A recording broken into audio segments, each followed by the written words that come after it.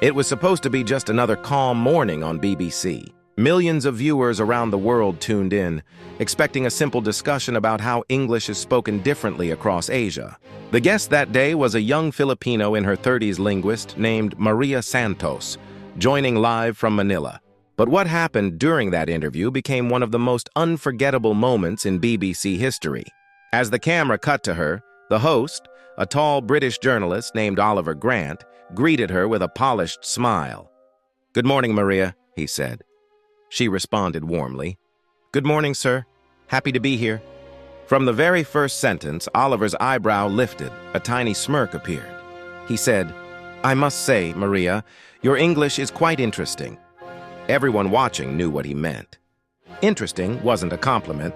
Maria kept her calm smile. Oliver leaned back, still wearing that amused expression. "Oh, yes, I've heard. But do Filipinos speak English every day? I mean, real English, or just a Filipino version of it?" The control room froze. The live audience let out a nervous chuckle. But Maria, she didn't even blink. She said, "English in the Philippines isn't a version. It's a part of daily life. Many Filipinos learn it before they even start school. We use it in universities, in business, in government, and in conversations every single day." Oliver chuckled again. "That's cute. But surely it's not the same as native English. Your pronunciation, your expressions, they're different." He made different sound like wrong. Maria tilted her head slightly and asked, "Sir, may I ask what you mean by real English? Because from where I stand, there isn't just one. There's British English, American English, Australian English, Indian English, Nigerian English. Wouldn't you agree?" The studio went silent. Oliver cleared his throat. "Well, yes. But here at the BBC, we use the standard form." Maria gave a gentle smile. "And who decided what standard means? Was it the British Empire?" Gasps filled the studio. Oliver forced a laugh. "You're quite bold, Maria." She replied, "I'm just being honest. English evolves. The same way British English borrowed words from French, Latin, and Hindi, Filipino English has grown to reflect our culture.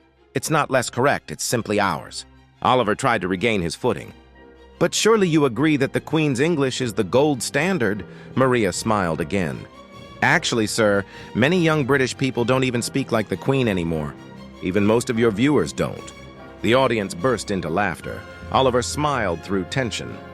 Maria continued, "In the Philippines, English isn't just for academics. Taxi drivers, street vendors, farmers, office workers, they can all speak it.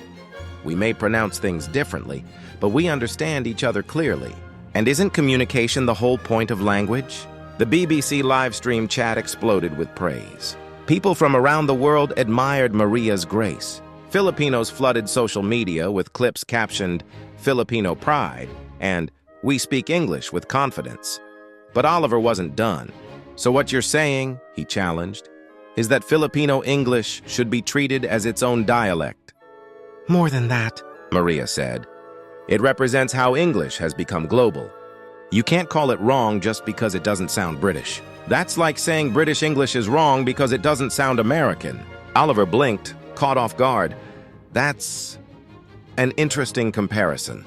"Language belongs to those who speak it," Maria added. "Over 100 million Filipinos use English every day. That isn't a mistake, that's influence." The audience erupted in applause. Oliver shuffled his notes, flustered. "It almost sounds like you're saying English is no longer owned by the English." Maria responded softly, "It's not. It never was. It belongs to everyone who uses it to express themselves." The camera zoomed in on her face. Calm, intelligent, confident. The moment gave people chills. Later that day, the clip went viral across TikTok, YouTube, and Facebook. Millions praised Maria's brilliance. Even British viewers admitted, "She's right. Language evolves, and Filipinos are some of the warmest, most articulate English speakers."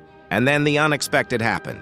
The BBC's official Twitter account posted, "We celebrate linguistic diversity.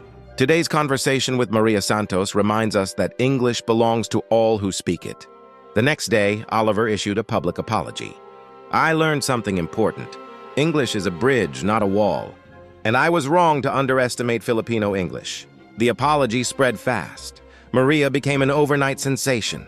Universities invited her to speak. People from Africa, India, Southeast Asia, and the Caribbean thanked her for standing up for global English.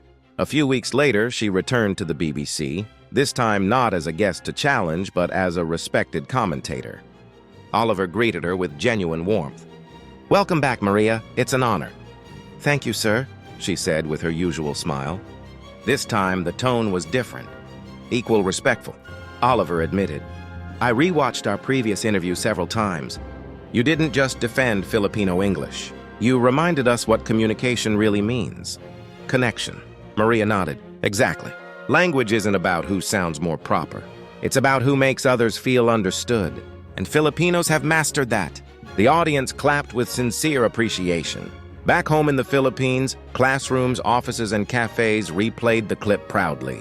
Teachers showed it to students saying, "This is how you stay calm, confident, and brilliant."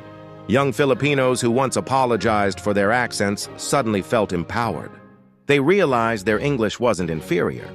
It was global, flexible, uniquely Filipino. A viral tweet summarized it perfectly.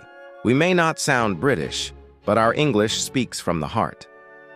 Over time, Maria's interview became a symbol for all non-native English speakers.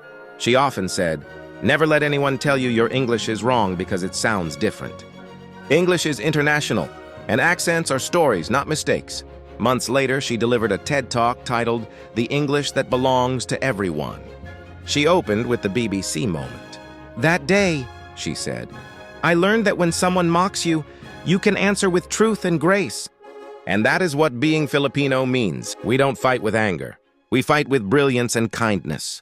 The hall gave her a standing ovation. Oliver, seated in the front row, was the first to stand. Backstage, he approached her and said, "Maria, you changed how I see English and the world." She replied, "That's what language does. It changes how we see each other." Her story became a legend online. Whenever someone mocked a Filipino's English, someone would always reply, "Careful, remember the BBC reporter?" And suddenly the room went quiet. A single live interview that began with condescension became a global lesson. A reminder that you don't need a British accent to speak English with intelligence. You need confidence, respect, and authenticity. Because in the end, language doesn't belong to those who invented it. It belongs to those who keep it alive.